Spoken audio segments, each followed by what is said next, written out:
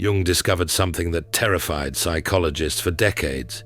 Certain individuals displayed behaviors so bizarre that society labeled them as awkward, antisocial, or even mentally unstable. But Jung realized these weren't signs of dysfunction. They were markers of extraordinary intelligence, not the kind measured by test scores, but something far more rare, the ability to access depths of consciousness that most people never reach. These 10 habits appear in individuals whose minds operate on a completely different level. And recognizing them might change how you see yourself forever. What Jung understood was revolutionary. High IQ, in the truest sense, isn't about memorizing formulas or solving puzzles faster than others. It's about psychological consciousness, the capacity to perceive patterns in human behavior that remain invisible to most, the ability to navigate the unconscious mind with skill, the courage to integrate shadow aspects that most people spend their entire lives avoiding. Jung called these individuals psychologically differentiated.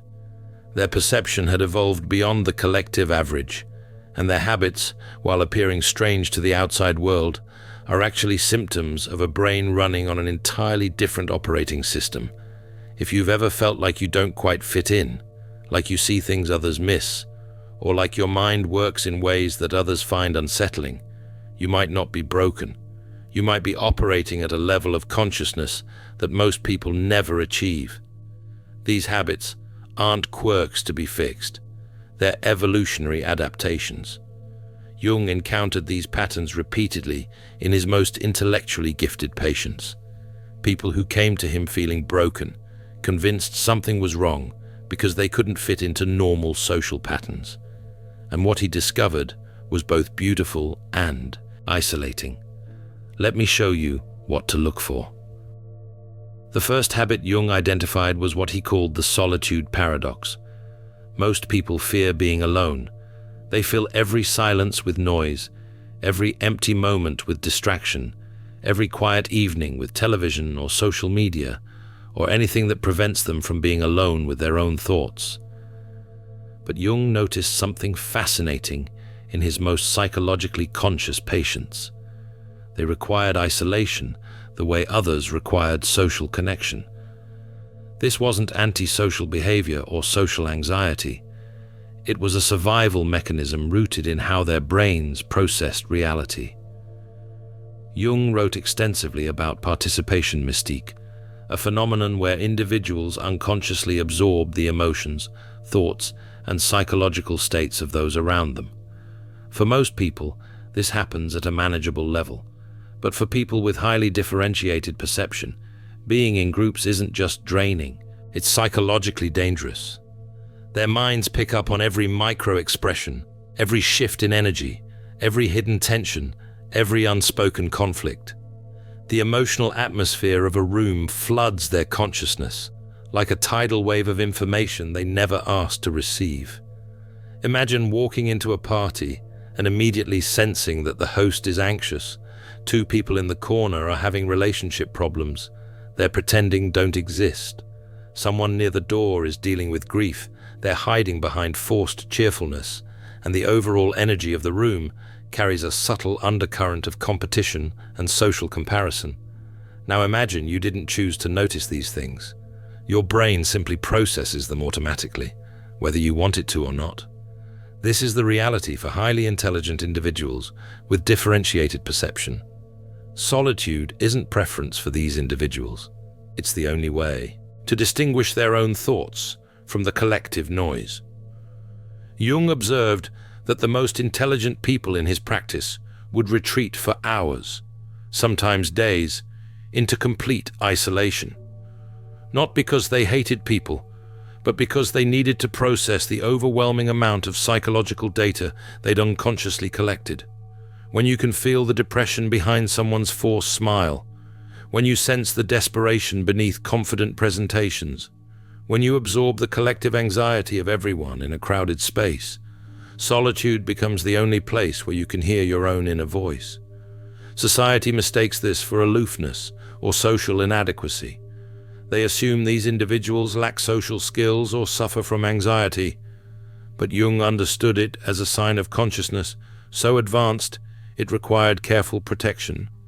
Like a sophisticated antenna that picks up frequencies others can't detect, these individuals needed time away from the noise to process what they'd received. But this isolation leads to an even stranger internal habit.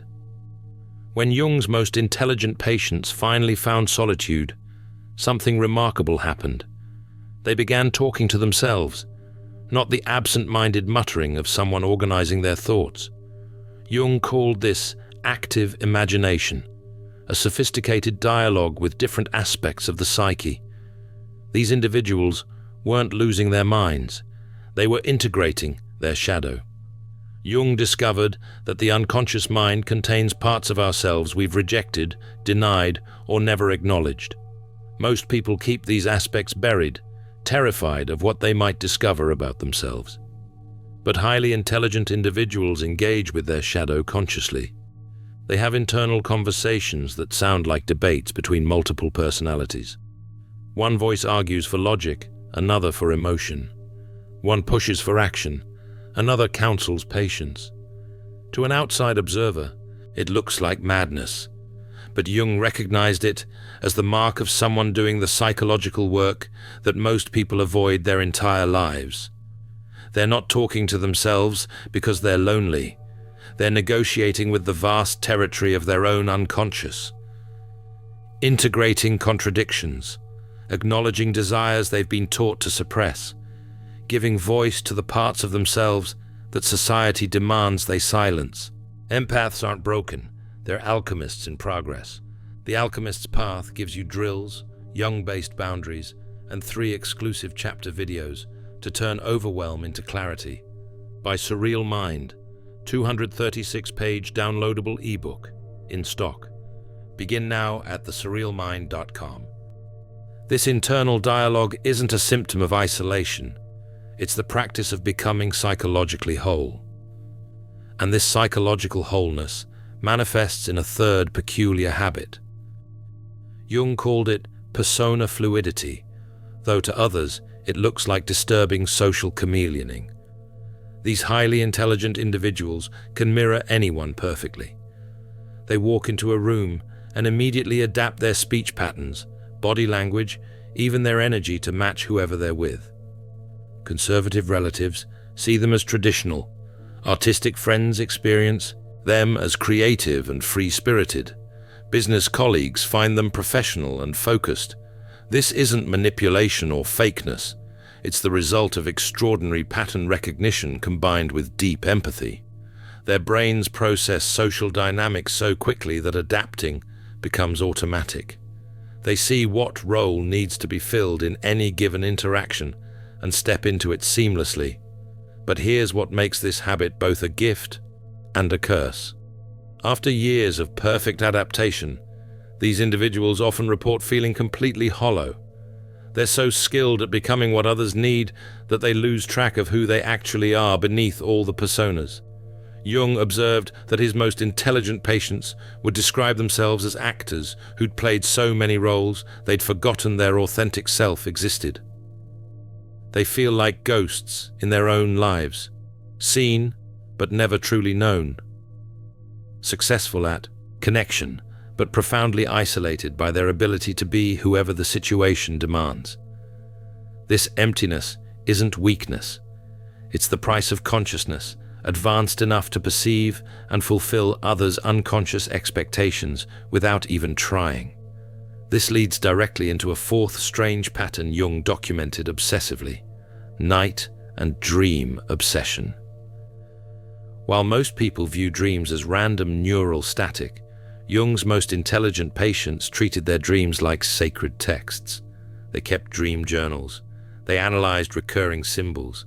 They paid attention to the stories their unconscious told them while the conscious mind rested. Jung realized that highly intelligent people prefer nighttime for a specific reason. During the day, the conscious world is loud. Social expectations, logical thinking, external demands, all of these drown out the subtle whispers of the unconscious. But at night, when the world goes quiet, something remarkable happens. The collective unconscious becomes accessible. That deep well of archetypal images, ancient wisdom, and psychological truth that Jung believed we all share becomes louder than the chatter of daily life. These individuals aren't night owls because they're avoiding responsibility. They're drawn to the darkness because that's when their most profound insights emerge. Their dreams aren't just dreams. They're communications from depths of psyche that rational thought can never reach. Jung observed that his most brilliant patients could predict major life changes, solve complex problems, and gain devastating insights about themselves and others, all through paying attention to their dream life. What society dismisses as superstition or fantasy, Jung recognized as access to a level of intelligence that operates beyond conscious awareness. But during waking hours, a fifth habit emerges that creates immediate social friction, intense boredom with small talk. Most people can engage in pleasantries about weather, sports, weekend plans, but Jung's highly intelligent patients found these interactions almost physically painful. This wasn't snobbery. Jung identified it as the dominance of the intuitive function. These individuals don't process conversations linearly, the way most people do. Their brains immediately perceive the entire pattern of where a conversation will go. They see the outcome, the underlying motivations, the real message beneath the polite words, all within seconds. Small talk feels unbearable because they've already experienced the entire conversation before it even unfolds. They know that your question about their weekend doesn't come from genuine curiosity, but from social obligation. They can predict every response in the script of normal conversation. It's like watching a movie you've seen 100 times when you desperately want novelty. Jung observed that these individuals would often go silent in social situations, not because they had nothing to say, but because they'd already processed everything that would be said and found no authentic content worth engaging. They crave conversations about meaning, about truth, about the things people actually feel beneath their social masks. But those conversations are rare, so they endure the ritual of meaningless exchange while feeling increasingly alienated from a world that seems satisfied with surface-level connection. This alienation contributes to a sixth disturbing pattern, what Jung called the dark night depressive episodes. Highly intelligent individuals don't just experience occasional sadness. They go through periods of existential depression so profound it terrifies them.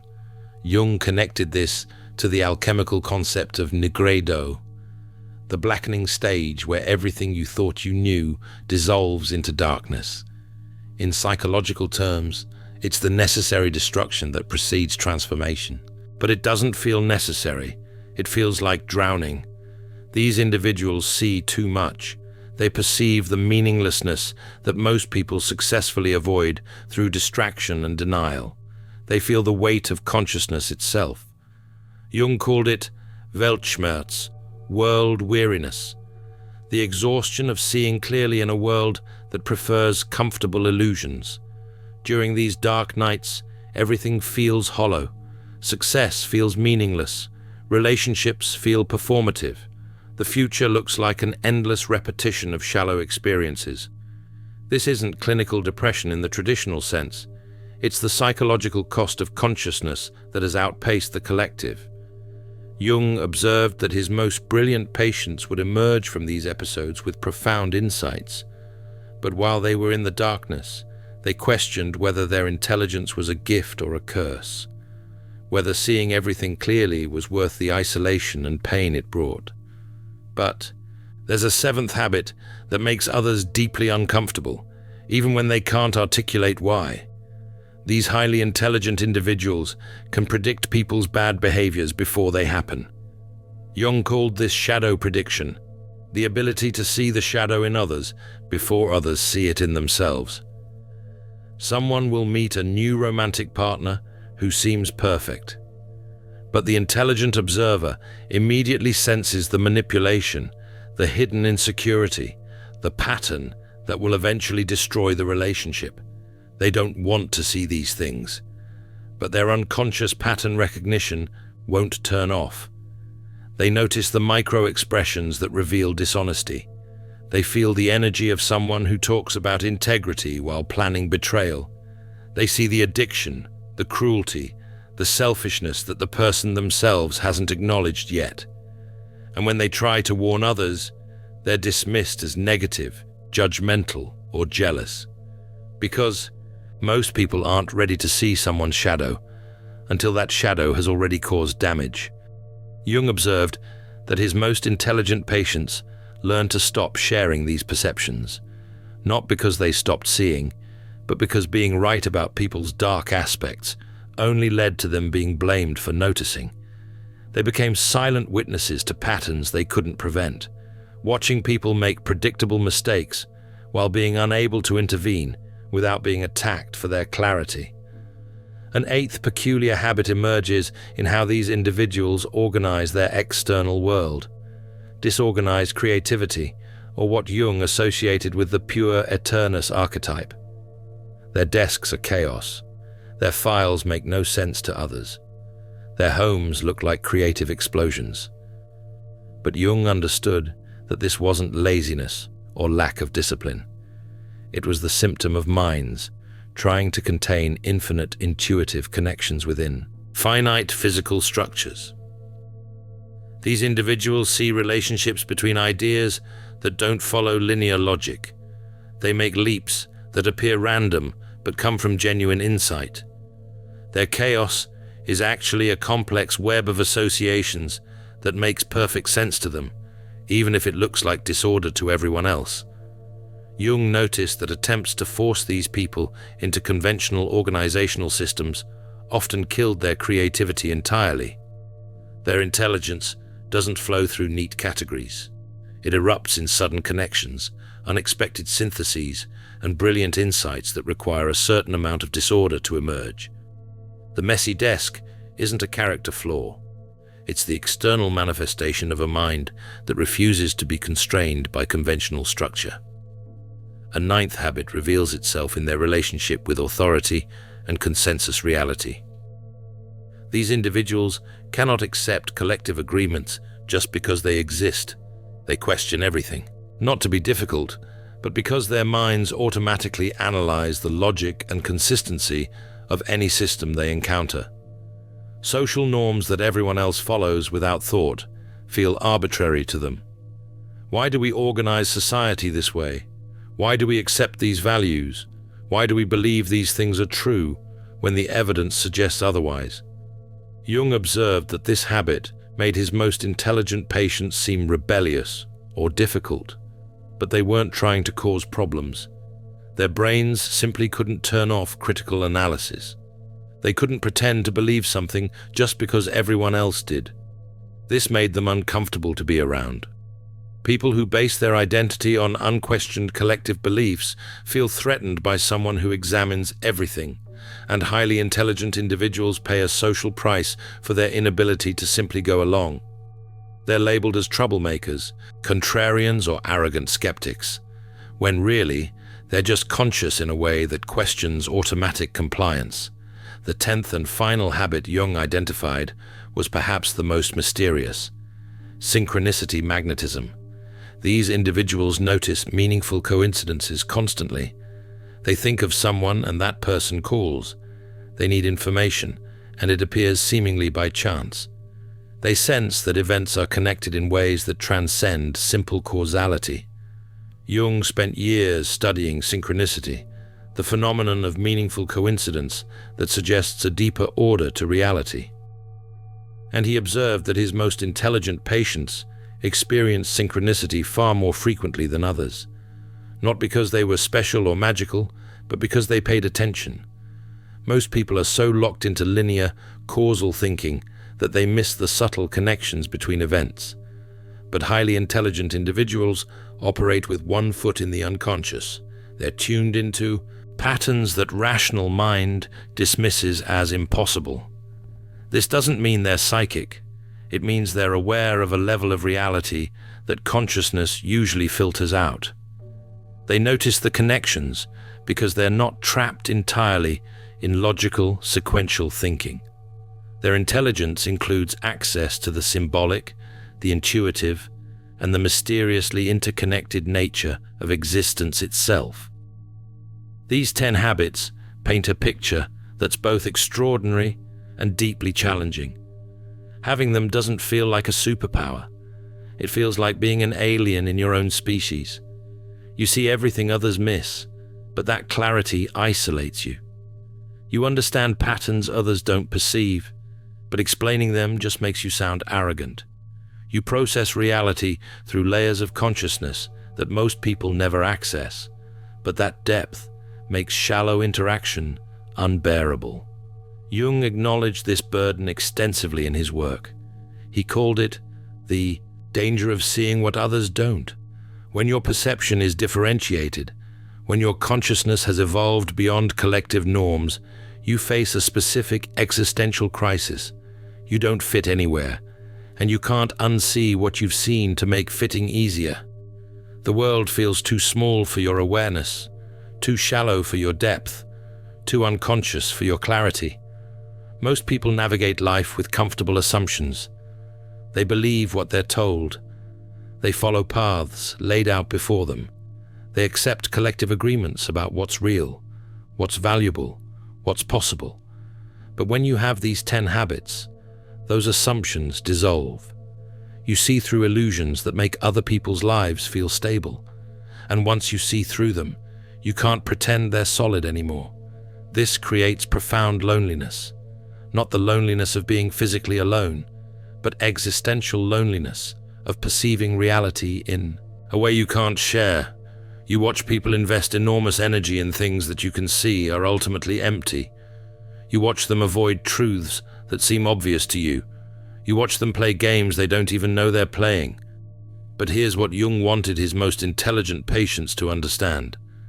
These habits aren't disorders that need to be cured. They're the necessary tools for what he called individuation, the process of becoming psychologically whole. You're not broken because you need solitude. You're protecting your consciousness from being overwhelmed. You're not crazy because you talk to yourself. You're integrating your shadow. You're not fake because you adapt to others. You're using sophisticated empathy. You're not disturbed because you love the night. You're accessing the unconscious. You're not a snob because small talk bores you.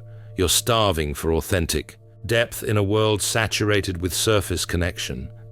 You're not defective because you experience existential depression. You're conscious of truths others avoid through distraction.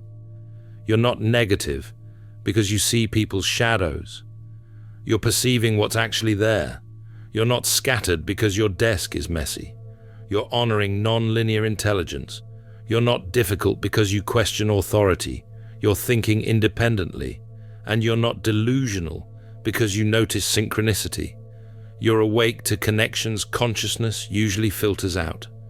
Jung believed individuals with these habits weren't mistakes of evolution. They were the leading edge. Consciousness attempting to grow beyond its current limitations. Every evolutionary step requires individuals who develop new capacities before the collective is ready. You aren't too much for this world. You're exactly what consciousness evolution requires. The question isn't whether you should change to fit in better. The question is whether you'll learn to use these gifts consciously, whether you'll develop strength to carry advanced awareness without being crushed by isolation, whether you'll find the few others who understand and build connections based on authentic depth. Jung spent his entire life studying people like you, and his message was remarkably clear. These weird habits that make you feel broken are actually signs that you're doing the hardest work a human being can do: becoming conscious, integrating shadow, refusing to live on autopilot, questioning unexamined assumptions that keep most people psychologically asleep. That work is lonely. It's painful to see clearly when others prefer comfortable illusions. In The Alchemist's Path, Perception training for empaths. You'll turn overwhelm into wisdom with practical drills, Jung-inspired boundaries, and step-by-step perception training. This guide includes 3 exclusive chapter videos to deepen each lesson. Written by Surreal Mind, 236 pages, beautifully designed 8.5 by 11 downloadable ebook, in stock now. Start your training today. Feel deeply while thinking clearly. Get The Alchemist's Path at thesurrealmind.com.